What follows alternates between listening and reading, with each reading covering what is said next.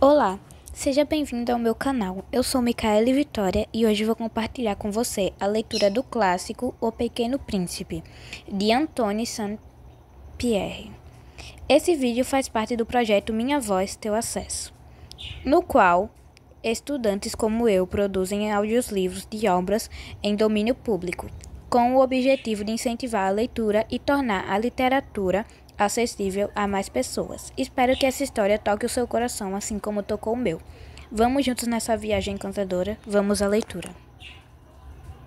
Primeiro capítulo. Uma vez, quando eu tinha 6 anos, vi uma imagem magnífica em um livro sobre a Floresta Virgem, que se chamava Histórias Vividas. Ela representava uma jiboia que engolia uma fera. Está aqui a cópia do desenho. Dizia-se no livro, as jiboias engolem suas presas inteiras, sem mastigá-las. Em seguida, elas não podem nem se mexer e dormem durante os 6 meses de gestação. Eu, então, refleti bastante sobre as aventuras da selva e, por minha vez, com um lápis de cor, consegui traçar meu primeiro desenho, meu desenho número 1. Ele era assim. Eu mostrei minha obra-prima às pessoas grandes e perguntei se meu desenho lhes fazia medo. Elas me responderam, por que um chapéu causaria medo? Meu desenho não representava um chapéu, ele representava a jiboia digerindo um elefante. Então, eu desenhei o interior da jiboia para que as pessoas grandes pudessem entender. Elas sempre precisam de explicações. Meu desenho número 2 era assim. As pessoas grandes me aconselharam a deixar de lado os desenhos de jiboias abertas ou fechadas e a me interessar mais na geografia, a história, ao cálculo e à gramática. Foi assim que abandonei, na idade de 6 anos, uma magnífica carreira de pintor. Eu fui desencorajado pelo insucesso do meu desenho número 1 e de meu desenho número 2. As pessoas grandes nunca compreendem nada sozinhas, e é cansativo para as crianças, que sempre tem que lhes dar explicações. Então eu tive que aprender um outro ofício, e eu aprendi a pilotar aviões. Eu voei um pouco, digamos, pelo mundo todo, e a geografia, com certeza, muito me serviu. Eu sabia distinguir de primeira a China e o Arizona. Isso é muito útil quando se está perdido durante a noite. Assim, eu tive ao longo da minha vida vários contatos com muitas pessoas sérias. Eu vivi bastante no meio de gente grande. Podia vê-las de muito perto, mas isto não melhorou nada, na minha opinião. Quando eu encontrava uma que me parecia um pouco lúcida, eu fazia com ela a experiência do meu desenho número 1, que eu conservo sempre comigo. Eu queria saber se ela era realmente compreensiva, mas sempre me respondia, isto é um chapéu. Então eu lhe falava das jiboias, nem das florestas virgens, nem das estrelas. Eu me colocava ao seu alcance e falhava-lhe de golfe, de política e de gravatas. Assim, a pessoa grande ficava bem contente de conhecer um homem tão razoável. Capítulo 2. Portanto, eu vivi sozinho, sem ninguém com quem conversar. Verdadeiramente, até o dia da pane no meio do deserto do Saara, há 6 anos, havia algo se quebrando no meu motor, e como eu não levava comigo nem mecânico nem passageiros, eu comecei a tentar consertar, sozinho, a difícil reparação. Era uma questão de vida ou de morte para mim. Eu tinha água para beber que dava por 8 dias. Na primeira noite, eu adormeci sobre a areia, a 1000 milhas de qualquer terra habitada. Estava mais isolado que um naufrágio, sobre uma tábua no meio do oceano. Então, imaginem vocês minha surpresa no nascer do sol, quando uma vozinha estranha me despertou. Ela dizia, por favor, desenha-me um carneiro. Desenha-me um carneiro. Eu pus-me de pé em um salto como se tivesse sido atingido por um raio. Esfreguei bem meus olhos, olhei bem e vi um pequeno homenzinho de fato extraordinário que me olhava dignamente. Aqui está o melhor retrato que mais tarde eu consegui fazer dele. Mas meu desenho, claro, é muito menos encantador que o modelo. Não é minha culpa, eu fora desencorajado da minha carreira de pintor pelas pessoas grandes na idade de 6 anos. E não aprendi a desenhar mais nada, só sabia desenhar jiboias fechadas e jiboias abertas. Eu olhava então essa aparição com os olhos arregalados de espanto. Não se esqueçam que eu me encontrava a 1000 milhas de qualquer região habitada. Ora, meu pequeno homenzinho, não me parecia nem perdido, nem morto de cansaço, nem morto de fome, nem morto de sede, nem morto de medo. Ele não tinha nenhuma aparência de um menino perdido no meio do deserto, a 1000 milhas de uma região habitada. Quando conseguir, enfim, falar alguma coisa, eu lhe perguntei: mas o que é que você faz aqui? E ele repetiu, docemente, como se fosse uma coisa muito séria: por favor, desenha-me um carneiro. Quando o mistério é muito impressionante, a gente não ousa desobedecer. Tão absurdo que isso me pareceu a 1000 milhas de todos os lugares habitados e com perigo de morte.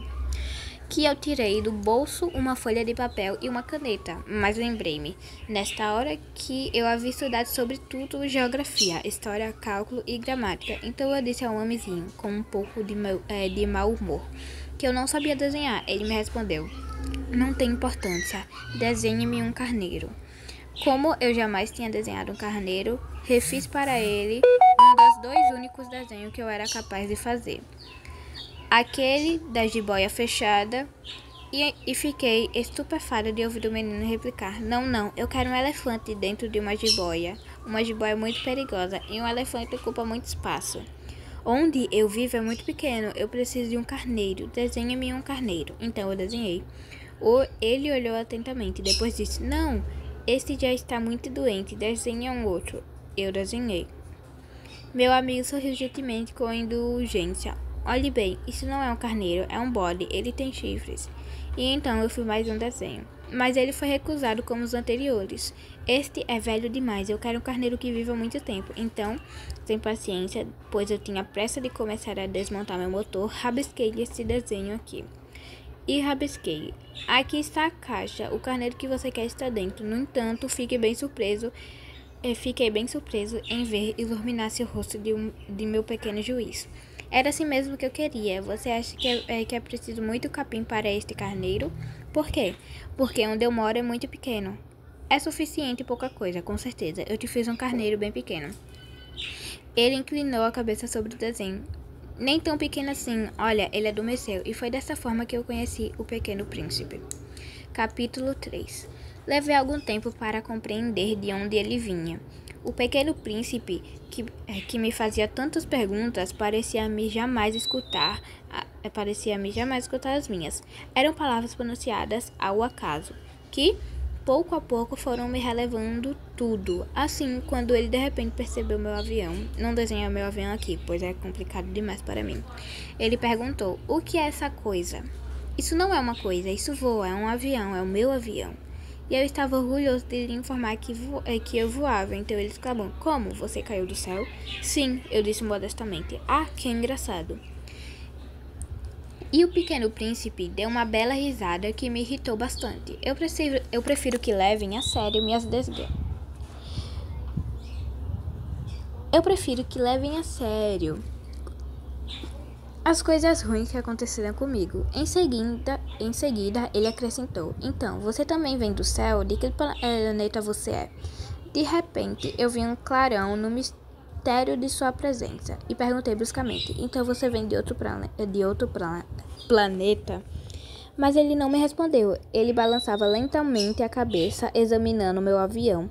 É verdade que, dentro disto, você não pode ter vindo de muito longe. E ele mergulhou em um pensamento que durou muito tempo. Depois, tirando meu carneiro de seu bolso, mergulhou na contemplação de seu tesouro. Imaginem vocês o quanto eu fiquei intrigado com essa meia confidência sobre os outros planetas. Esforcei-me, então, por saber um pouco mais. De onde você vem, meu pequeno? Onde é esta sua casa? Para onde quer levar meu carneiro? E depois de um silêncio meditativo, ele me respondeu: o que é bom com a caixa que você me deu é que, de noite, ele pode lhe servir de casa. Com certeza, e se você for um bom menino, eu te darei também uma corda para amarrá-lo durante o dia e uma estaca. Minha proposta pareceu chocar o Pequeno Príncipe. Amarrá-lo, que ideia estranha. Mas se você não o amarrar, ele vai-se embora e vai se perder. O meu amigo deu uma nova risada. Mas onde você quer que ele vá? Não importa onde. andando sempre pra frente. Então o Pequeno Príncipe observou com ar muito sério. Isso não quer dizer nada, é realmente pequeno onde eu moro. E com um pouco de melancolia, talvez, ele disse ainda, andando sempre pra frente não se pode, mesmo de muito longe. Capítulo 4. Eu tomei conhecimento, assim, de uma segunda coisa muito importante, que seu planeta de origem era pouquinho maior que uma casa. Isso não podia me surpreender muito, eu sabia que, fora os grandes planetas como a Terra, Júpiter, Marte e Vênus, aos quais deram-se nomes, existem centenas de outros planetas que são, por vezes, tão pequenos que mal se veem no telescópio. Quando um astrônomo descobre algum desses, ele lhe dá como nome um número. Ele o chama, por exemplo, asteroide 325. Eu tenho sérias razões de acreditar que o planeta de onde vinha o Pequeno Príncipe é o asteroide B612. Este asteroide só foi observado uma vez ao telescópio, em 1909, por um astrônomo turco. Ele fizera, na época, uma grande demonstração de sua descoberta em um congresso internacional de astronomia, mas ninguém lhe dera crédito por causa da forma como ele se vestia. As pessoas grandes são assim. Felizmente, para a reputação do asteroide B612, um ditador turco impôs ao seu povo, sob pena de morte, de se vestirem como os europeus. O astrônomo refez sua demonstração em 1920, vestido com um elegante fraque. Daí, dessa vez, todo mundo se convenceu. Se eu conto aqui esses detalhes sobre o asteroide B612 e se eu confio a vocês seu número, é por causa das pessoas grandes. As pessoas grandes gostam de números. Quando contamos a elas de um novo amigo, elas não questionam nunca o excepcional. Elas não perguntam nem como é o som da sua voz, quais são os brinquedos que ele prefere. Será que ele coleciona borboletas? Elas perguntam que idade ele tem, quantos irmãos ele tem, quanto ele pesa, quanto ganha seu pai. Somente desta forma, elas creem conhecê-lo. Se dizemos às pessoas grandes, eu vi uma linda casa de tijolos rosa com gerânios na janela e pombos no telhado.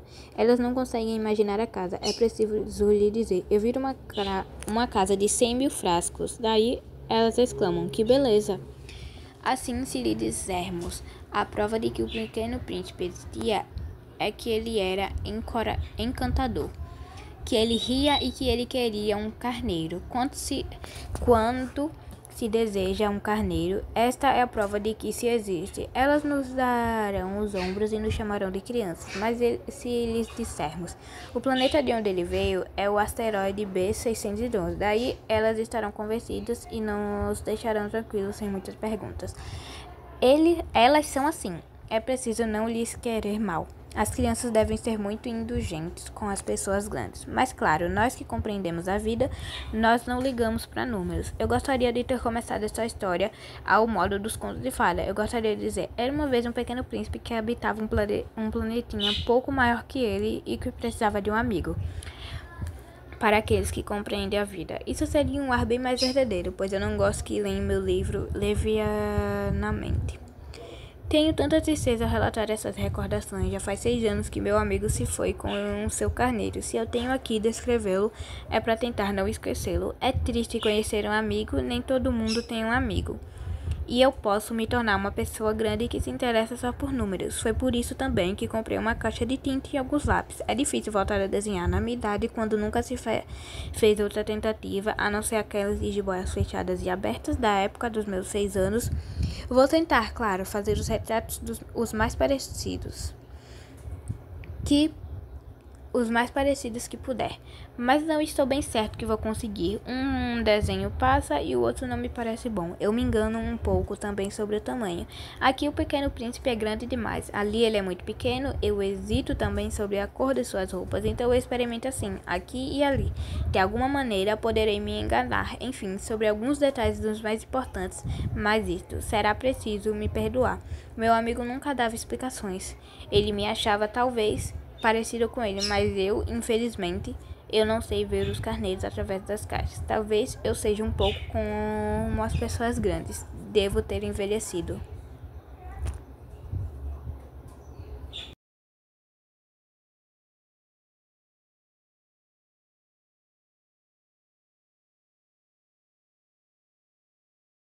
Capítulo 5. Dia a dia eu aprendi alguma coisa sobre os planetas, sobre o planeta, sobre a partida, sobre a viagem. Tudo isso chegava devagar, ao acaso das reflexões. Foi assim que, no terceiro dia, eu conheci o drama dos baobas. Desta vez, de novo, foi graças ao carneiro, pois, bruscamente, o pequeno príncipe me perguntou, tomado de uma grave dúvida: é verdade, não é, que os carneiros comem os arbustos? Sim, é verdade. Ah, estou contente. Eu não entendi porque era tão importante que os carneiros comessem os arbustos, mas o príncipezinho acrescentou: por consequência, eles comem também os baobas? Eu fiz notar ao pequeno príncipe que os baobas não são arbustos, mas árvores grandes como igrejas, e que, mesmo se ele levasse consigo todo um rebanho de elefantes, eles não chegariam a dar conta de um só baoba. A ideia do rebanho de elefantes fez rir o pequeno príncipe. Seria preciso colocar uns sobre os outros, mas em seguida ele anotou sabiamente: os baobas, antes de crescerem, começam pequenos. Exato, mas por que você quer que os carneiros comam os pequenos baobas? Ele me respondeu: bem, vejamos. Trata-se de uma evidência e foi-me preciso um grande esforço de inteligência para entender sozinho este problema. Com efeito, no planeta do príncipezinho havia, como em todos os planetas, ervas boas e ervas más, e, por consequência, sementes boas de ervas boas e sementes más de ervas más. No entanto, os grãos são invisíveis. Eles dormem no segredo da terra até que tomam a decisão de se despertar. Então, ele se alonga e lança no início timidamente em direção ao sol. Um encantador e pequeno galinho inofensivo. Se for um ramo de rabanete ou de uma roseira, pode-se deixar que ele brote à vontade, mas se for uma planta ruim, é preciso arrancá-la rápido, logo que a tenhamos reconhecido. Ora, havia sementes terríveis no planeta do pequeno príncipe. Eram as sementes de baobas. O solo do planeta estava infestado. Ora, um baoba, se a gente o descobre tarde, nunca mais se livra dele, e ele ocupa todo o planeta. Ele o perfura com suas raízes. E se o planeta é muito pequeno e os baobas são numerosos demais, eles o fazem rachar. É uma questão de disciplina, me disse mais tarde o pequeno príncipe. Quando a gente termina o toilette de manhã, é preciso fazer cuidadosamente o toilette de planta. É necessário que a gente se conforme de arrancar regularmente os baobas, assim que a gente se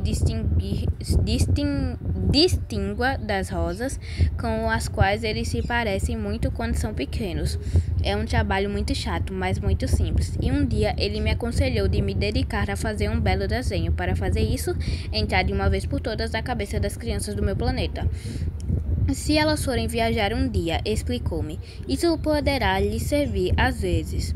Não há inconveniente em deixar um trabalho para mais tarde, mas, em se tratando de baobas, é sempre uma catástrofe. Eu conheci um planeta habitado por um preguiçoso que havia negligenciado 3 arbustos. Então, com as indicações do príncipezinho, eu desenhei este planeta.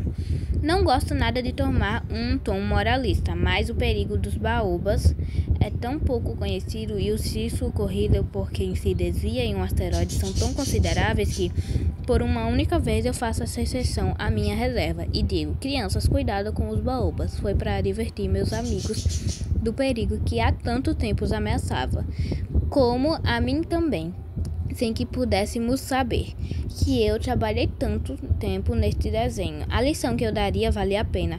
Vocês vão se perguntar talvez: por que não há neste livro outros desenhos tão grandiosos quanto este dos baobas? A resposta é bem simples. Eu tentei, mas não consegui fazer. Quando eu desenhei os baobas, estava tomado por um sentimento de urgência. Capítulo 6. Ah, meu príncipezinho, assim eu entendia pouco a pouco tua viria melancólica. Tu não tiveste como distração por muito tempo, nada além que a doçura do pôr do sol. Eu entendi esse novo detalhe no 4º dia de amanhã. Como tu me disseste, eu adoro o pôr do sol, vamos ver mas é preciso esperar. Esperar o quê? Esperar que o sol se ponha. Tu tinhas um ar surpreso no começo, e depois tu riste de tu mesmo e tu me dissestes. Eu imagino sempre estar em casa. Com efeito, quando é meio-dia nos Estados Unidos, o sol, todo mundo sabe, está se pondo na França. Bastaria poder ir à França em 1 minuto para assistir o pôr do sol. Infelizmente, a França é longe demais, mas no teu planeta pequenininho, se bastava mover a cadeira alguns passos e tu olhavas o crepúsculo quantas vezes tu desejavas. Um dia, eu vi o sol se pôr 44 vezes, e um pouco mais tarde tu acrescenta: você sabe, quando estamos no distrito, gostamos mais do pôr do sol. No dia dos 44, tu estavas então muito triste, mas o pequeno príncipe não respondeu. Capítulo 7. No 5º dia, sempre graças ao carneiro, este segredo da vida do pequeno príncipe me foi revelado. Ele me perguntou de repente, sem preâmbulos, como fruto de um problema meditado por muito tempo em silêncio: um carneiro, se ele come os arbustos, ele come também as flores? Um carneiro come tudo o que ele encontrar. Mesmo as flores que têm espinhos? Sim, mesmo as flores que têm espinhos. Então, os espinhos, para que eles servem? Eu não sabia, estava muito ocupado tentando desatarrachar um parafuso muito apertado de meu motor. Eu estava preocupado, pois minha pane começava a me parecer grave. E a água para beber se findava, me deixava com medo do pior.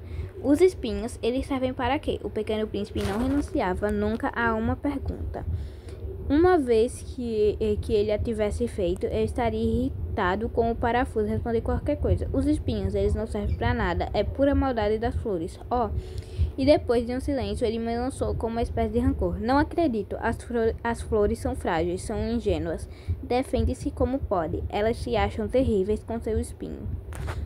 Não respondi nada. Naquele instante, eu me dizia: se este parafuso ainda resiste, eu o farei saltar com um martelo. O príncipezinho me perturbou de novo em minhas reflexões. E você acha, então, que as flores... Mas não, eu não acho nada. Respondi qualquer coisa. Estou ocupado com coisas sérias. Ele me olhou estupefado. Coisas sérias? Ele me olhava, meu martelo na mão, os dedos pretos de graxa curvados sobre um objeto que lhe parecia feio. Você fala com umas pessoas grandes. Isso me deixou com um pouco de vergonha, mas implacável, ele acrescentou: você confunde tudo, você mistura tudo. Ele estava realmente irritado. Seus cabelos dourados se sacudiam ao vento. Eu conheço um planeta onde existe um senhor todo vermelho, quase roxo. Ele nunca sentiu o perfume de uma flor. Ele nunca olhou para uma estrela. Ele nunca amou uma pessoa. Ele não faz outra coisa, senão somas. E o dia inteiro ele repetia como você: eu sou um homem sério, eu sou um homem sério. E isso o fazia se inflar de orgulho. Mas ele não é um homem, é um cogumelo. Um quê? Um cogumelo. O príncipezinho estava agora pálido de cólera. Há milhões de anos que as flores fabricam espinhos. Há milhões de anos que as flores fabricam espinhos. Há milhões de anos que os carneiros comem as flores assim mesmo. E não é sério procurar entender por que elas perdem tanto tempo a fabricar espinhos que não servem para nada. Não será importante a guerra dos carneiros e das flores? Não será mais séria e mais importante que as somas de um certo senhor vermelho? E se eu, por minha vez, conheço uma flor que é a única do mundo, que não existe em nenhum outro lugar, só no meu planeta, e que um pequeno carneiro pode liquidá-la de uma só vez, assim de manhã, sem dar conta do que faz? Isso não tem nenhuma importância? Isso não tem nenhuma importância. Ele corou um pouco, depois retomou. Se alguém ama uma flor, de qual só existe um exemplar em milhões e milhões de estrelas, isso basta para que ele seja feliz ao contemplá-las. Ele se diz: minha flor está lá, em algum lugar. Mas se o carneiro come a flor, é para ele como se, de repente, todas as estrelas se apagassem. E isto não tem nenhuma importância. Ele não conseguiu dizer mais nada. Disparou bruscamente a soluçar. A noite tinha caído. Eu tinha largado minhas ferramentas. Não me importavam meu martelo, meu parafuso, a sede e a morte. Havia em uma estrela, em um planeta, o meu, a Terra, um pequeno príncipezinho para consolar. Eu tomei em meus braços Eu o embalei e lhe disse: a flor que você ama não está em perigo. Vou desenhar uma pequena mordaça para o carneiro e uma armadura para a tua flor. Eu não sabia bem o que dizer. Sentia-me muito sem jeito. Não sabia como alcançá-lo, onde encontrá-lo. É absolutamente misterioso o país das lágrimas. Capítulo 8. Conheci melhor, muito rápido, aquela flor. Sempre houverá no planeta do príncipezinho flores modestas, ornadas com uma só fileira de pétalas, que não tomam muito espaço e que não incomodavam ninguém. Elas pareciam de manhã no campo e, logo de noite, já se findavam, mas aquela havia germinado. Um dia de uma semente trazida, não se sabe de onde, e o pequeno príncipe havia vigiado de muito perto este pequeno broto, que não se parecia nada com os outros. Podia ser um novo tipo de baoba, mas o arbusto logo parou de crescer e começou a preparar uma flor. O pequeno príncipe, que assistia à instalação de um enorme botão, pressentia que dali sairia uma aparição miraculosa, mas a flor não acabava de se preparar para ser bela. No abrigo de seu casulo verde, ela encolhia cuidadosamente suas cores. Ela se vestia lentamente. Ajustava uma por uma suas pétalas. Ela não queria sair toda amarrotada, como os cravos. Ela só aparecia no radioso esplendor de sua beleza. Assim, ela era muito vaidosa.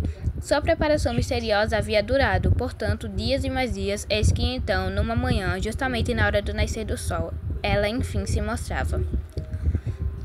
Assim, mesmo tendo trabalhado com toda a precisão, disse ela bocejando: eu acabo de me despertar, peço desculpas, ainda estou enterrada. O pequeno príncipe, então, não pôde conter sua admiração. Como você é bonita, não é? Respondeu docemente a flor. Eu nasci ao mesmo tempo que o sol. O príncipezinho adivinhou logo que ela não era muito modesta, mas era tão comovente. Acho que está na hora do café da manhã, acrescentou em seguida. Você faria a gentileza de cuidar de mim? E o pequeno príncipe, todo embaraçado, fora procurar um regador com água fresca para servir a flor.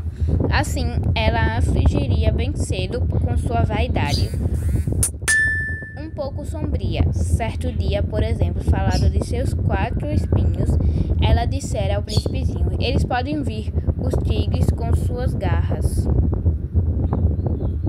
Não existem tigres sobre este planeta, retrucará o pequeno príncipe, e depois os tigres não comem as ervas. Não sou uma erva, responderá docemente a flor. Desculpa-me, eu não tenho medo de tigres, mas tenho horror de correntes de ar. Por acaso você teria um paravento? Horror de correntes de ar. Isso não é muito bom para uma planta, observa o pequeno príncipe. Aquela flor era bem complicada. De noite você me colocará em uma redoma. Faz muito frio aqui no seu planeta. Ele é mal instalado de onde eu venho, mas de repente se interrompeu. Ela viera sobre a forma de grão. Não podia ter conhecido nada de outros mundos.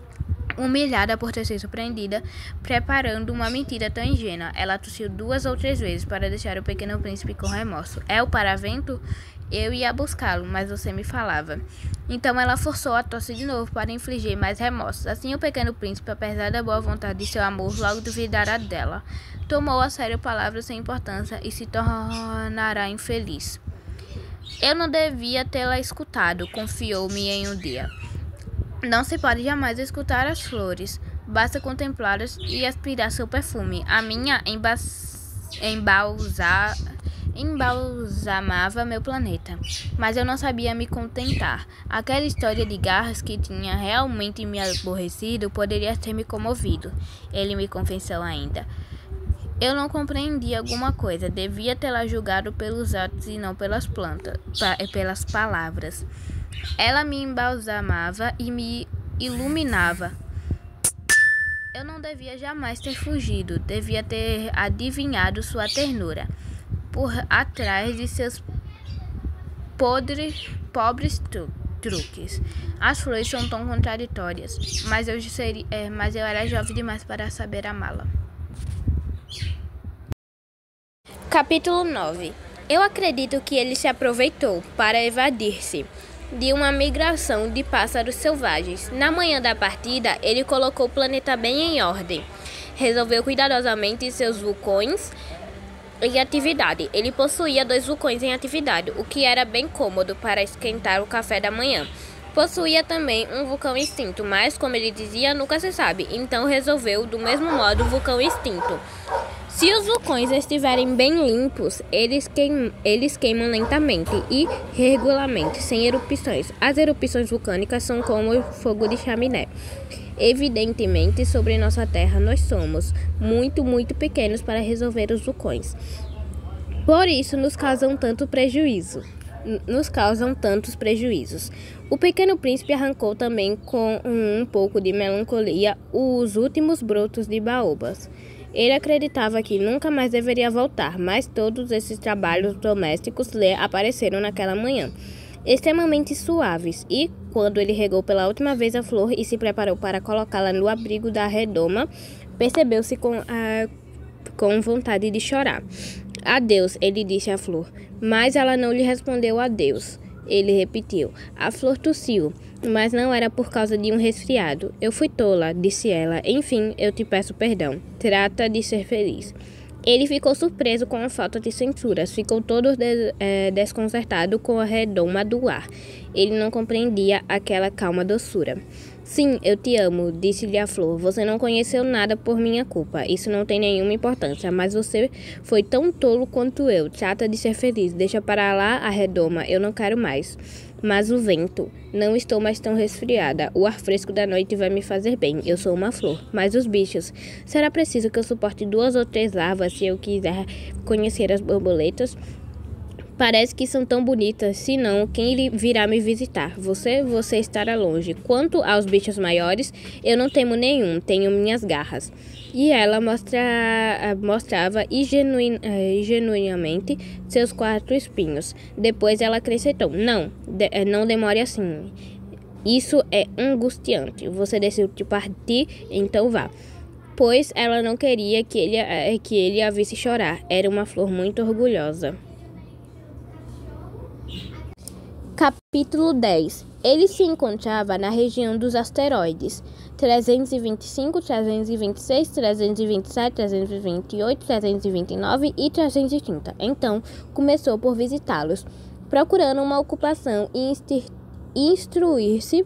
O primeiro era habitado por o rei. O rei sentava-se, vestido purpura e arminho, sobre um trono muito simples, embora majestoso. Ah!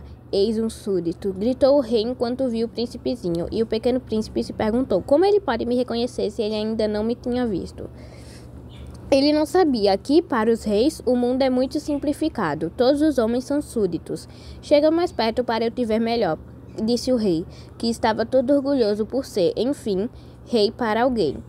O Pequeno Príncipe procurou com os olhos onde se sentar, mas o planeta estava todo coberto pelo magnífico manto de arminho. Portanto, ele continuou de pé e, como estava exausto, bocejou. É contra a etiqueta bocejar na presença de um rei, disse-lhe o monarca. Eu lhe proíbo. Não posso me impedir de fazê-lo, respondeu o Pequeno Príncipe todo confuso. Estou fazendo uma longa viagem e eu não dormi. Então, disse-lhe o rei, eu lhe ordeno de bocejar. Não vejo ninguém bocejar desde muitos anos. Os bocejos são, para mim, curiosos. Vamos, boceja de novo. Isto é uma ordem. Isto me intimida. Eu não posso mais, disse o Pequeno Príncipe todo vermelho. Respondeu o rei. Então, eu te ordeno hora de bocejar e hora de... Ele gaguejava um pouco e parecia chateado, pois o rei insistia essencialmente que sua autoridade fosse respeitada. Ele não tolerava a desobediência. Era um monarca absoluto. Mas, como ele era muito bom, dava ordens razoáveis. Se eu ordeno, eu costumava dizer, se eu ordeno a um general que se transforme em um pássaro marinho, e se o general não me obedecer, isso não será culpa do general, será minha culpa. Posso me sentar? Perguntou timidamente o príncipezinho. Eu lhe ordeno de se sentar, respondeu-lhe o rei, puxando majestosamente uma parte do manto do arminho.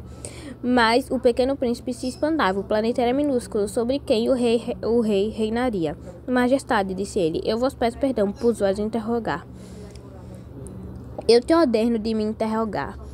Apressou-se o rei a declarar: Majestade, sobre quem o senhor reina? Sobretudo, respondeu o rei com uma grande simplicidade. Sobretudo, o rei, em um gesto discreto, indicou o seu planeta, os outros planetas e as estrelas. Sobre tudo isso, disse o príncipezinho. Sobre tudo isso, respondeu o rei. Pois não era somente um monarca absoluto, mas um monarca universal. E as estrelas obedecem ao Senhor? Claro, disse-lhe o rei, elas obedecem de pronto. Eu não tolero a indisciplina em poder, tal como aquele. Maravilhoso, ó pequeno príncipe, se ele fosse detentor do mesmo, poderia assistir, não a 44, mas a 62, a 72, ou mesmo a 100, ou mesmo a 200, pôres do sol no mesmo dia, sem sequer mover sua cadeira. E como ele se sentia um pouco triste por causa da lembrança de seu pequeno planeta abandonado, tomou coragem de solicitar uma graça ao rei. Eu gostaria de ver o pôr do sol. Fazei-me este favor. Ordena o sol de se pôr. Se eu ordenasse a um general de voar de uma flor a outra como uma borboleta, ou de escrever uma tragédia, ou de se transformar em um pássaro marinho, e se o general não executasse a ordem recebida, quem entre ele ou eu estaria errado? Seria o senhor, disse com firmeza o pequeno príncipe. Exato, é preciso exigir de cada um que cada um pode dar, retomou o rei. A autoridade repousa sobre a razão. Se você ordena ao seu povo de se lançar no mar, ele fará a revolução. Eu tenho o direito de exigir a obediência porque minhas ordens são razoáveis. E o meu pôr do sol, lembrou o príncipezinho, que jamais desistiria de uma pergunta, uma vez que ele a houvesse feito. Teu pôr do sol tu o terás. Eu exigirei, mas vou esperar. Na minha ciência de governar que as condições sejam favoráveis. Quando será isso? Indagou o príncipezinho. Respondeu o rei, que consultou imediatamente o calendário. Isso será por volta de, vamos ver, isso será esta noite, por volta de 7h40, e tu verás como sou obedecido. O pequeno príncipe bocejou. Ele lamentava seu pôr do sol perdido, e depois já estava se aborrecendo um pouco. Eu não tenho nada para fazer aqui, disse o rei. Vou-me embora. Não partas, respondeu o rei, que estava tão orgulhoso de ter um súdito. Não partas, eu te faço ministro. Ministro de quê? Da justiça, mas não há ninguém para julgar, nunca se sabe, disse-lhe o rei. Eu ainda não dei a vontade inteira em meu reino. Estou muito velho, não tenho espaço para uma carruagem e andar me deixa cansado. Oh, mas eu já vi, disse o príncipezinho, que se inclinava para dar uma olhada do outro lado do planeta. Não tem ninguém lá também. Tu te julgarás então a ti mesmo, respondeu-lhe o rei. Isso é o mais difícil. É bem mais difícil de se julgar a si mesmo que de julgar um outro. Se tu consegues julgar-te bem, significa que tu és um verdadeiro sábio. Eu, disse o príncipezinho, posso me julgar eu próprio em qualquer lugar. Não preciso morar aqui. Disse o rei. Eu creio que em meu planeta, em algum lugar, um velho rato. Eu a escuto durante a noite. Tu poderás julgar este velho rato. Tu o condenarás à morte de vez. E quando assim sua vida dependerá da tua justiça, mas tu o perdoarás. A cada vez que economizá-lo, só temos um. Respondeu o príncipezinho. Eu não gosto de condenar à morte. Eu acho mesmo que vou me embora. Não, disse o rei, mas o pequeno príncipe, tendo concluído seus preparativos, não quis entristecer o velho monarca. Se Vossa Majestade deseja ser obedecido prontamente, poderia me dar uma ordem razoável, poderia me ordenar, por exemplo, de partir dentro de 1 minuto. Parece-me que as condições são favoráveis. Como o rei nada respondeu, o pequeno príncipe hesitou um pouco e em seguida, com um suspiro, seguiu viagem. Eu te faço meu embaixador, apressou-se o rei então a gritar. Ele tinha um forte ar de autoridade. As pessoas grandes são bem estranhas, disse o pequeno príncipe para si mesmo durante sua viagem. Capítulo 11. O segundo planeta era habitado por um vaidoso. Temos a visita de um admirador, exclamou de longe o vaidoso assim que viu o pequeno príncipe. Pois, para os vaidosos, os homens são todos admiradores. Bom dia, disse o pequeno príncipe. O senhor tem um chapéu engraçado. É para agradecer, respondeu-lhe o vaidoso. Para agradecer quando me aclamam. Infelizmente, não passa nunca ninguém por aqui. É? Disse o príncipezinho sem entender. Bate tuas mãos uma na outra, aconselhou o vaidoso. O pequeno príncipe bateu suas mãos uma na outra. O vaidoso o agradeceu modestamente, levantando seu chapéu. Isso é mais divertido que a visita ao rei, disse consigo mesmo o príncipezinho. E recomeçou a bater palmas. O vaidoso recomeçou a agradecer, tirando o chapéu. Após 5 minutos do exercício, o príncipezinho se cansou da monotonia de brincadeira. E, para o chapéu cair, perguntou ele, o que é preciso fazer? Mas o vaidoso não ouviu. Os vaidosos só ouvem os elogios. Será que você me admira realmente bastante? Perguntou ele ao príncipezinho. O que significa admirar? Admirar significa reconhecer que eu sou o homem mais bonito e mais bem vestido, o mais rico e o mais inteligente do planeta. Mas não há mais ninguém no teu planeta. Dá-me este prazer, admira-me assim mesmo. Eu te admiro, disse o príncipezinho, erguendo um pouco os ombros. Mas em que isso pode te interessar? E o pequeno príncipe se foi. As pessoas grandes são decididamente muito esquisitas, pensava ele, simplesmente consigo mesmo durante sua viagem. Capítulo 12. O planeta seguinte era habitado por um beberrão. Essa visita foi muito curta, mas ele mergulhou o príncipezinho em uma profunda melancolia. O que você faz aqui? Disse ele ao beberrão. Instalado em silêncio diante de uma coleção de garrafas vazias e uma coleção de garrafas cheias. Eu bebo, respondeu o beberrão, com um ar lúgubre. Por que você bebe? Indagou o príncipezinho. Para esquecer, respondeu o bêbado. Para esquecer o quê? Perguntou o pequeno príncipe, que já sentia pena. Esquecer que eu tenho vergonha, confessou o bêbado, abaixando a cabeça. Vergonha de quê? Investigou o príncipezinho, desejando socorrê-lo. Vergonha de beber, concluiu o bêbado, fechando-se definitivamente no silêncio. E o pequeno príncipe se foi perplexo. As pessoas grandes são decididamente muito bizarras, dizia-se ele enquanto viajava. Capítulo 13. O quarto planeta, o do homem de negócios. Esse homem era tão ocupado que ele nem levantou a cabeça com a chegada do pequeno príncipe. Bom dia, disse-lhe este. O seu cigarro está apagado. 3 e 2 são 5. 5 e 7, 12. 12 mais 3, 15. Bom dia. 15 e 7, 22. 22 mais 6, 28. Não tenho tempo de acender. 26 mais 5, 31. Ufa, isso dá então 501.622.731. 500 milhões de quê, hein? Você ainda está aí? 501 milhão de... Não sei mais, eu tenho realmente muito trabalho, sou um homem. Sou um homem sério. Não tenho tempo para lenga-lengas.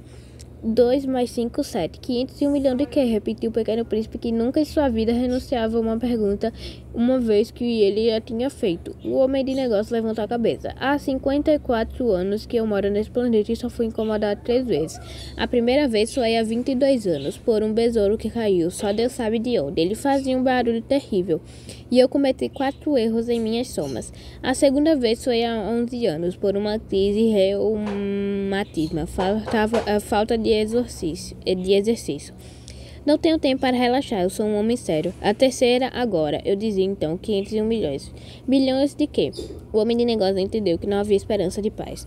Milhões dessas perguntas, coisas que vemos às vezes no céu. Moscas? Não. As coisinhas que brilham. Abelhas? Não. Coisinhas douradas que fazem sonhar os preguiçosos. Mas eu sou um homem sério, não tenho tempo de sonhar.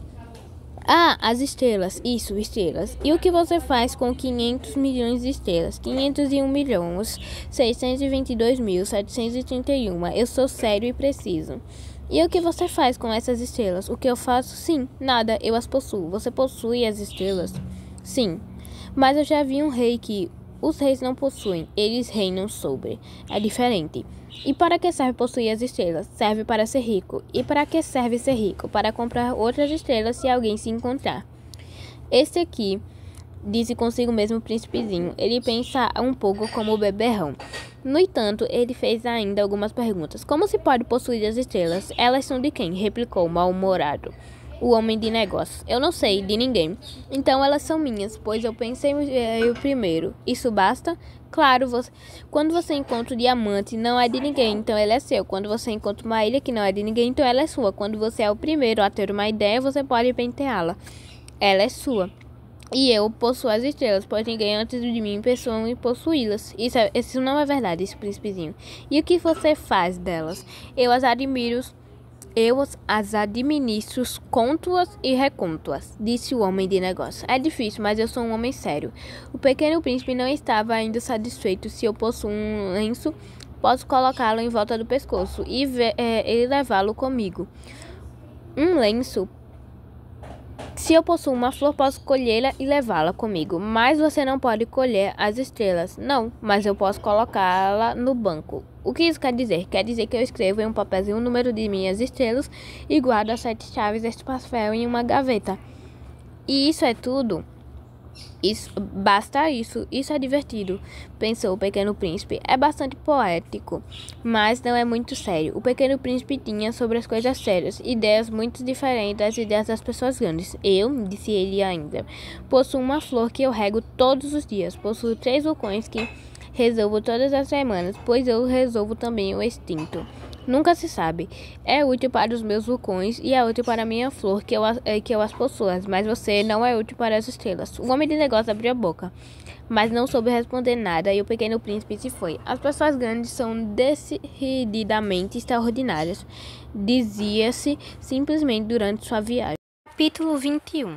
Foi então que apareceu a raposa. Bom dia, disse a raposa. Bom dia, respondeu polidamente o pequeno príncipe, que se virou, mas não viu nada.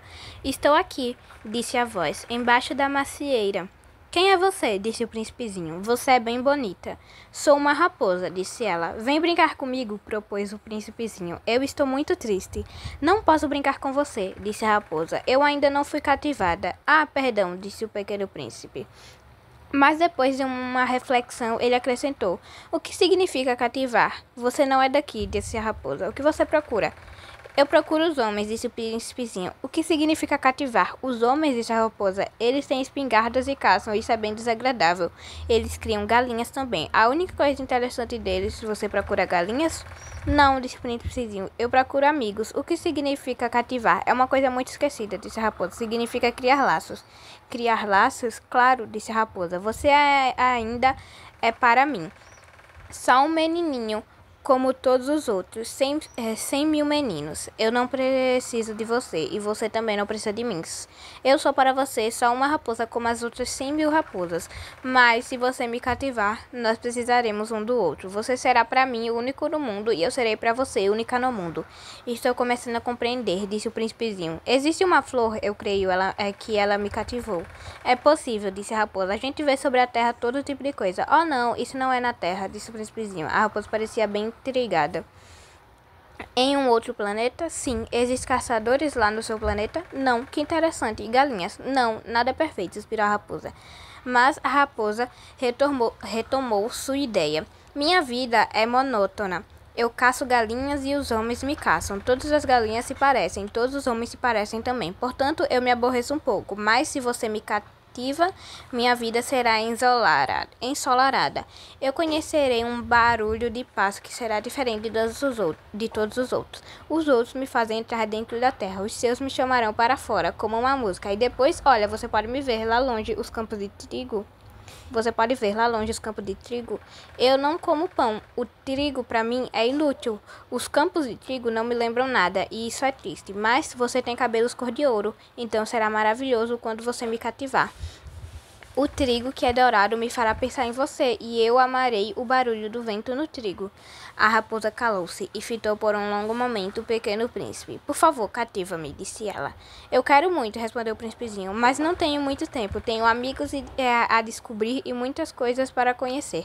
A gente só conhece bem as coisas que cativa, disse a raposa. Os homens não têm mais tempo de conhecer coisa alguma. Compram tudo pronto nas lojas, mas como não existem lojas de amigos, os homens não têm mais amigos. Se você quer ter um amigo, cativa-me. O que é preciso fazer? Disse o pequeno príncipe. É preciso ser paciente, respondeu a raposa. No começo você se sentirá um pouco longe de mim. Assim, no meio da selva, eu observarei você com um canto de olho e você não me dirá nada. A linguagem é fonte de mal-entendidos. Mas a cada dia você poderá se sentar um pouco mais perto. No dia seguinte, o pequeno príncipe voltou. Seria melhor voltar na mesma hora, disse a raposa. Se você chegar, por exemplo, às 4 horas da tarde, desde as 3, eu começarei a ser feliz. Quanto mais tempo for passando, mais eu me sentirei feliz. Às 4 horas já estarei inquieta e agitada. Eu descobrirei o preço da felicidade, mas se você vem a qualquer momento, eu não saberei jamais a hora de preparar o coração. É preciso ritos. O que é rito? Disse o Pequeno Príncipe. É também uma coisa hoje muito esquecida, disse a raposa. É isso que faz um dia ser diferente dos outros dias. Uma hora diferente de outras horas, existe um rito. Por exemplo, para os caçadores, eles dançam todas as quinta-feiras com as moças do vilarejo. Então, quinta-feira é um dia maravilhoso. Eu posso passear até o vinhedo. Se os caçadores dançassem qualquer dia, os dias se pareciam todos, e eu não teria férias. Assim, o Pequeno Príncipe cativou a raposa, e quando a hora de partir estava próxima, disse a raposa, eu vou chorar. Mas é sua culpa, disse o príncipezinho. Eu não queria te fazer mal, mas você quis que eu te cativasse. Claro, disse a raposa. Mas você vai chorar, disse o Pequeno Príncipe. Certamente, disse a raposa. Então você não ganha nada. Eu ganho, disse a raposa, por causa da cor do trigo. E acrescentou, vai rever as rosas. Você entenderá que a sua é única no mundo. Depois volta para me dizer adeus e eu te darei de presente um segredo. O Pequeno Príncipe então foi rever as rosas. Vocês não são nada parecidos com a minha rosa. Vocês não são nada ainda, disse-lhes ele.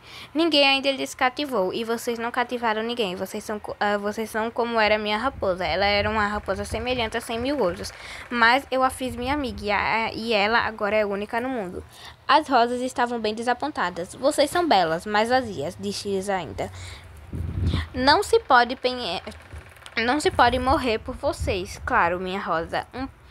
Um passante qualquer pensaria que ela se parece com vocês, mas ela sozinha é muito mais importante que todas vocês, pois foi ela que eu reguei, pois foi ela que eu cobri com a redoma, pois foi ela que eu protegi com o paravento.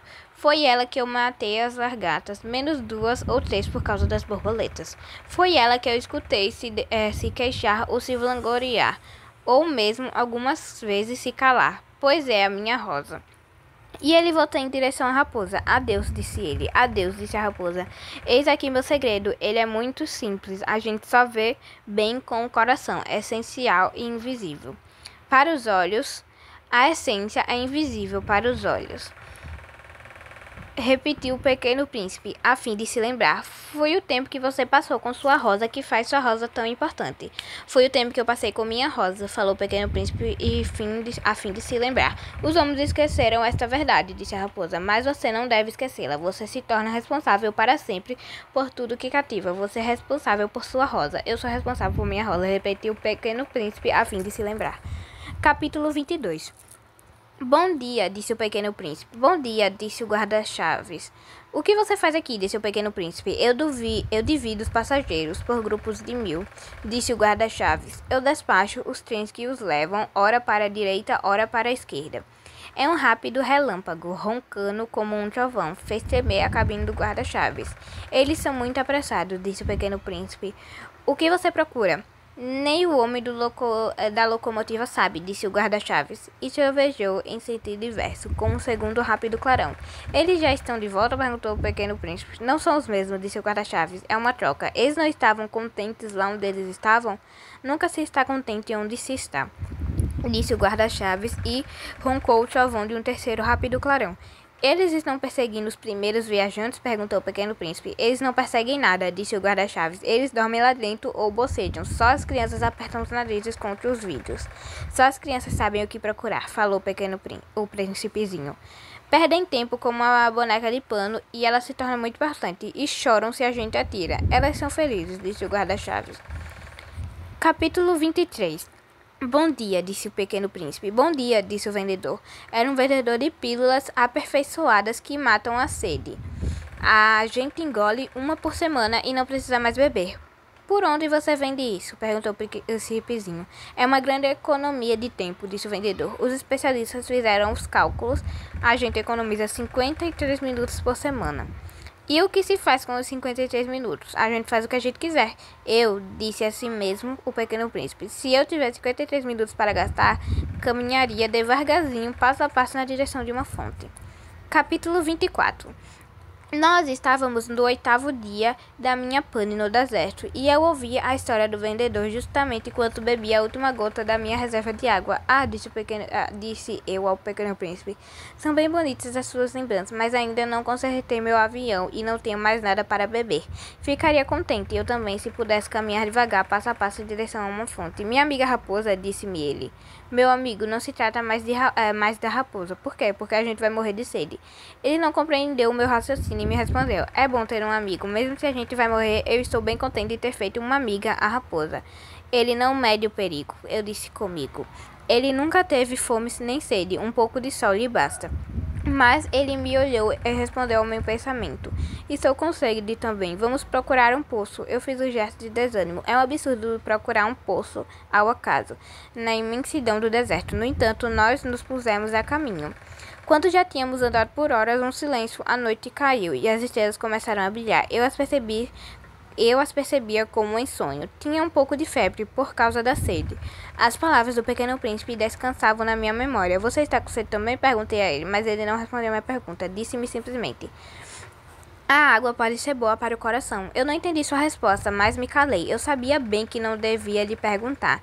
Ele estava cansado e se sentou. Eu me sentei perto dele e, após um silêncio, disse-me ainda: as estrelas são belas por causa de uma flor que não se vê. Eu respondi: claro. E olhei, sem falar, as ondas de areia sobre a lua. O deserto é belo, acrescentou ele. E era verdade. Eu sempre amei o deserto. A gente se sentou sobre uma duna de areia. Não se via nada, não se ouvia nada, e, no entanto, alguma coisa irradiava em silêncio. Que beleza, que embeleza o deserto, disse o pequeno príncipe.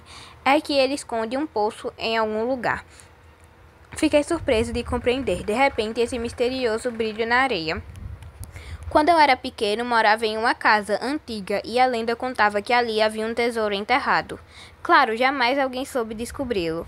Nem talvez mesmo o tenha procurado, mas ele encantava toda aquela casa. Minha casa escondia um segredo no fundo do seu coração. Sim, disse eu.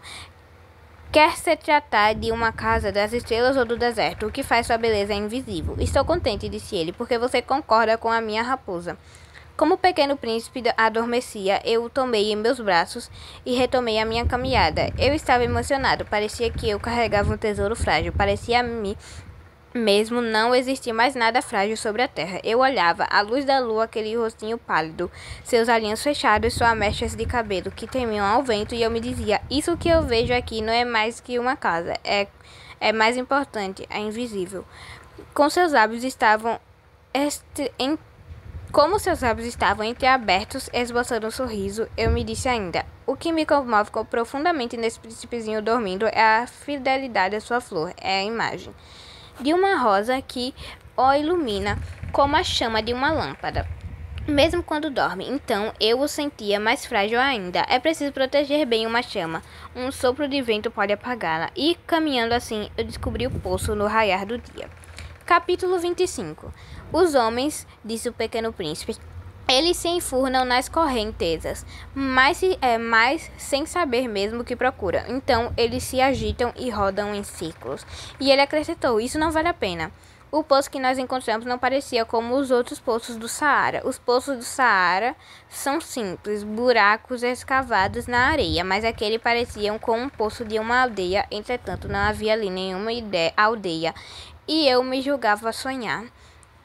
É estranho, disse eu ao pequeno príncipezinho. Tudo está pronto. A roldana, o balde e a corda. Ele riu, pegou a corda, fez girar a roldana.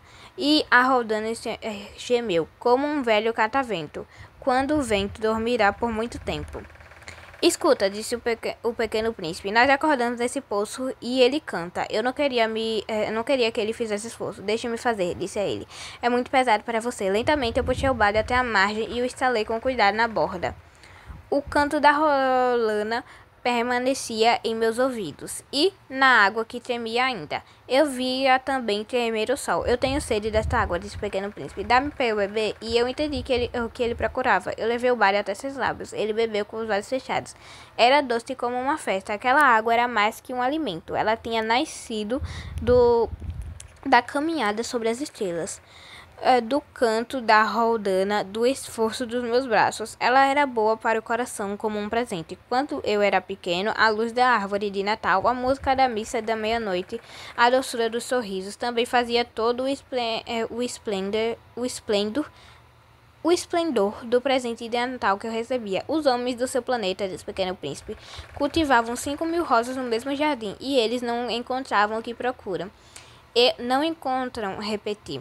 E, no entanto, o que eles procuram poderia ser encontrado em uma só rosa e num pouco de água. Claro, respondi. E o Pequeno Príncipe acrescentou: mas os olhos são cegos. Eu preciso buscar com o coração. Eu tinha bebido, eu respirava bem. A areia no raiar do dia era cor de mel. Eu estava feliz também por estar cor de mel, porque teria eu que me lamentar. É preciso que você cumpra sua promessa, disse-me docemente o Pequeno Príncipe, que de novo se sentava perto de mim. Qual promessa, você sabe? Uma mordaça para o meu carneiro. Eu sou responsável pela flor.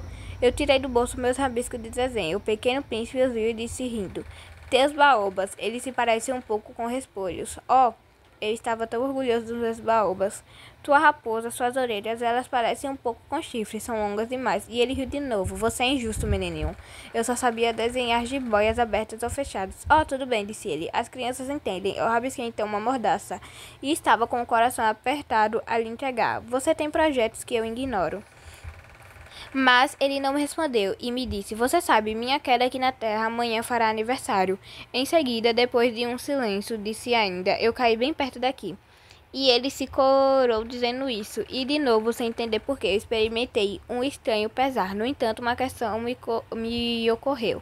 Então, não foi por causa que, na manhã, quando eu lhe encontrei, há 8 dias, você perambulava assim sozinho, a milhas e milhas de qualquer região habitava. Você faltava para o lugar da sua queda? O Pequeno Príncipezinho corou-se de novo, e eu acrescentei, hesitando: por causa, talvez, do aniversário? O Pequeno Príncipe corou-se novamente. Ele não respondia jamais às perguntas, mas quando alguém fica vermelho, isso significa sim, não é? Ah, eu disse a ele: estou com medo. Mas ele retrucou: você deve trabalhar agora, retornar para o seu maquinário. Eu te espero aqui, volta amanhã de tarde. Mas eu não estava tranquilo. Eu me lembrava da raposa. A gente corre o risco de chorar um pouco quando se deixa cativar.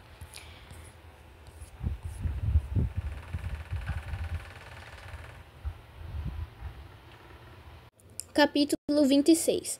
Havia do lado do poço uma ruína de um velho muro de pedra. Assim que eu retornei, depois de trabalhar no dia seguinte à tarde, eu vi de longe meu príncipezinho sentado no alto, com as perninhas balançando, e eu o ouvi falando. Então você não se lembra? Disse a ele. Não é exatamente aqui. Uma outra voz, sem dúvida, lhe respondeu, pois ele replicou: sim, é este o dia, mas não é este o lugar. Eu prossegui a andar na direção do muro, não via nem escutava ninguém. No entanto, o Pequeno Príncipe replicou novamente: claro, você verá onde começam minhas pegadas na areia. Você só tem que me esperar, eu estarei ali essa noite. Eu estava a 20 metros do muro e não via nunca nada, o Pequeno Príncipe disse ainda. Após um silêncio: você tem um bom veneno? Você está certa de não me fazer sofrer por muito tempo? Eu parei, o coração apertado, mas não entendia nada ainda.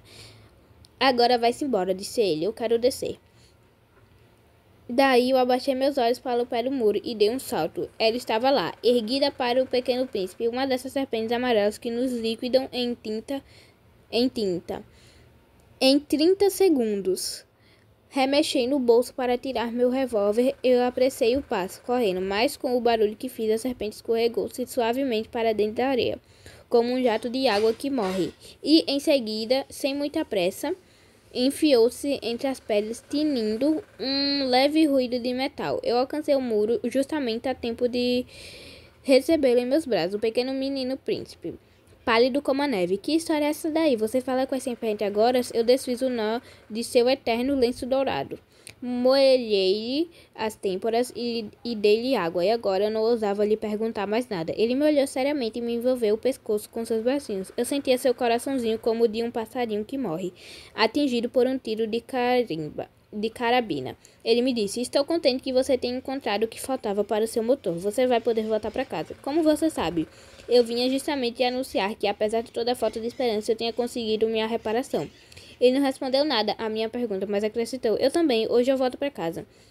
E em seguida, melancólico: Ela é bem mais longe, será bem mais difícil. Eu percebi claramente que Alice passava alguma coisa de extraordinário. Eu apertava em meus braços como se fosse um bebê. E, no entanto, ele me parecia escorrer verticalmente para um abismo, sem que eu pudesse sem que eu pudesse nada fazer para ele segurar. Ele tinha o olhar sério, perdido muito longe. Eu levo o seu carneiro e a caixa para ele, e também a mordaça. E sorriu com melancolia. Esperei algum tempo, sentia que ele esquentava pouco a pouco. Meu menino, você teve medo. Havia tido, claro, mas ele sorriu docemente. Eu teria muito mais medo essa noite. De novo, eu me senti gelado pelo sentimento do inevitável, e ainda eu não suportava a ideia de nunca mais escutar seu riso. Ele era para mim como uma fonte no deserto. Meu querido, eu ainda quero te ouvir rir. Mas ele me disse: essa noite fará um ano. Minha estrela estará justamente acima do lugar onde eu caí no ano passado. Meu bem, não será um pesadelo essa história de serpente e de encontro e de estrela. Mas ele não respondeu minha pergunta e disse: o que é importante a gente não vê, claro. É como a flor. Se você ama uma flor que mora em uma estrela, é doce à noite olhar para o céu. Todas as estrelas são floridas, claro. É como a água. Aquela que você me deu para beber era como música, por causa da roldana e da corda. Você se lembra como era boa? Claro, você olhará de noite as estrelas. É muito pequeno onde eu moro para que eu te mostre onde se encontra a minha. Mas é melhor assim, minha estrela, ela será para você uma estrela qualquer entre todas as outras. Então você amará olhar para todas as estrelas. Elas serão todas suas amigas e depois eu vou te dar um presente. Ele riu de novo. Ah, meu menininho. Meu amor, como eu gosto de te ouvir rir. Justamente, esse será meu presente. Ele será como a água. Quer dizer, as estrelas não são as mesmas para todas as pessoas. Para uns que viajam, elas são guias. Para outros, elas não passam de pequenas luzes. Para outros, os que são sábios, elas são mistérios. Para o meu homem de negócios, elas eram de ouro, mas todas elas se calam, e você terá estrelas como ninguém mais. O que quer dizer? Quando você olhar o céu à noite, como eu viverei em uma delas, como eu estarei rindo em uma delas, então isso será para você como se todas as estrelas rissem. Você terá estrelas que sabem rir. E ele riu de novo. E quando você estiver se consolando, a gente sempre se consola. Ficará contente de ter me conhecido. Você será sempre meu amigo. Terá vontade de rir comigo, abrirá às vezes sua janela assim por prazer. E seus amigos ficarão bem surpresos ao lhe ver rindo, olhando o céu. Então você lhes dirá: sim, as estrelas, elas sabem me fazer rir. E eles te acharão louco. Assim eu terei te pregado uma peça. E ele riu de novo. Será como se eu tivesse te dado, no lugar das estrelas, vários pequenos guizos que sabem rir. E ele riu de novo. Em seguida ficou sério. Essa noite, você sabe, não venha. Eu não vou você sabe, não venha. Eu não vou te deixar. Me parecerei mal. Terei um pouco de ar de morrer. Mas assim mesmo, não venha ver. Não vale a pena. Eu não vou te deixar. Mas ele estava preocupado.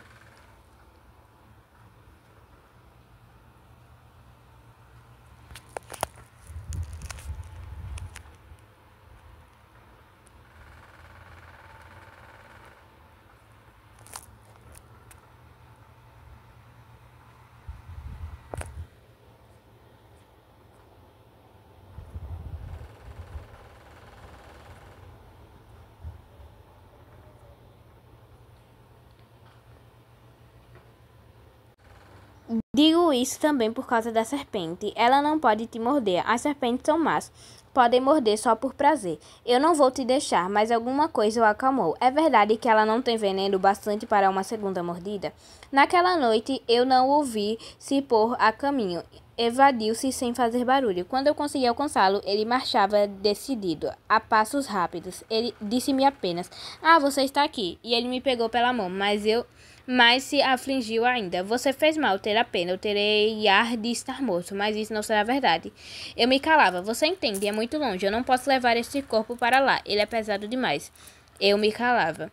Mas será como uma velha casca abandonada. As velhas cascas não são tristes. Eu me calava. Ele se encorajou um pouco, mas ainda fez um esforço. Isso será bonito, sabia? Eu também olharei as estrelas, e todas as estrelas serão poços como uma roldana enferrujada. Todas as estrelas me darão de beber. Eu me calava. Isso será realmente divertido. Você terá 500 milhões de guizos, eu terei 500 milhões de fontes. E ele se calou também, porque chorava. É aqui, deixe-me dar um passo sozinho. E sentou-se porque tinha medo. Disse ainda, você sabe, minha flor, sou responsável por ela. E ela é tão frágil, tão ingênua, tem 4 espinhos de nada por protegê-la do mundo. Nesse momento eu me sentei, pois não sabia mais me segurar de pé. Ele disse, pronto, isso é tudo. Ainda hesitou um pouco, depois se levantou e deu um passo. Eu não podia me mexer. Havia somente um clarão amarelo perto de seu tornozelo. Ele ficou por um instante imóvel, não gritou e caiu docemente como caiu uma árvore. Não houve nenhum ruído por causa da areia. Capítulo 27. E agora, certamente, já se passaram 6 anos. Eu ainda não tinha contado essa história. As camaradas que me reencontraram ficaram contentes de me ver são e salvo. Eu estava triste, mas eles diziam, é o cansaço. Agora já estou um pouco consolado, quer dizer, não completamente, mas eu sei bem que ele voltou para o seu planeta, pois no raiar do dia eu não achei seu corpo, que não era um corpinho tão pesado assim. E eu gosto de escutar as estrelas à noite, são como os 500 milhões de guizos. De repente me ocorre algo inesperado na mordaça que desenhei para o príncipezinho. Esqueci de colocar a correia de couro. Ele nunca poderá prendê-la no carneiro. Então eu me pergunto, o que se passou no seu planeta? Talvez o carneiro tenha comido a flor. Ora, eu me digo, certamente não. O pequeno príncipe cobre sua flor todas as noites com a redoma de vidro e vigia bem seu carneiro. Então eu fico feliz. E todas as estrelas riem docemente. Ora, eu me digo, a gente se distrai uma vez ou outra, e é o bastante. E ele se esqueceu. Numa noite, a redoma de vidro, ou o carneiro saiu sem fazer barulho durante a noite. Então, os guizos todos se transformaram em lágrimas. Isso aí é um mistério bem grande para vocês que também amam o príncipezinho, como para mim. Nada no universo tem o mesmo sentido. Se em algum lugar, não se sabe onde, um carneiro que não conhecemos comeu ou não uma rosa, olhem ao céu, perguntem, o carneiro teria ou não comido a flor? E vocês verão como tudo se transforma. E nenhuma pessoa grande compreenderá jamais que isso tenha tanta importância. Essa, para mim, é a mais bonita e mais triste paisagem do mundo. É a mesma paisagem da página anterior, mas eu a desenhei uma vez mais para lhes mostrá-la bem. Foi aqui que o príncipezinho apareceu sobre a terra, depois desapareceu. Olhem com atenção essa paisagem, para terem certeza de reconhecê-la. Se vocês viajarem um dia para a África no deserto, e se acontecer de passarem por ali, eu lhes suplico, não tenham pressa, esperem um pouco, bem debaixo da estrela. Se então o menininho vier até vocês, se ele rir, se ele tiver cabelos de ouro, se não responder quando é interrogado, vocês bem saberão que ele é. Então, por favor, não me deixe tão triste. Escrevam-me rapidamente que ele voltou.